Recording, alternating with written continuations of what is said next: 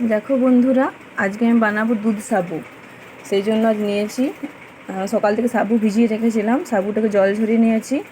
এখানে আছে দুধ, এখানে রসগোল্লা, আম আর কলা। আর তোমরা যদি অন্য কিছু ফল মেশাতে পারো তো মেশাতে পারো।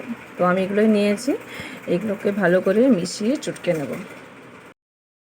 দেখো বন্ধুরা, আম আর কলা নিয়ে নিয়েছি, চটকে নেব ভালো করে।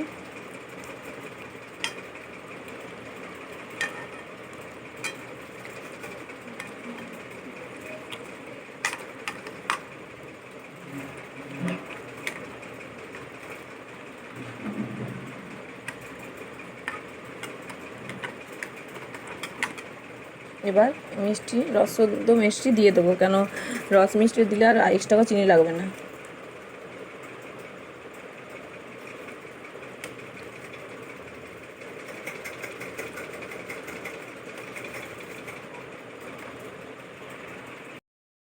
এবার আমি দুধটা মিশিয়ে নেব।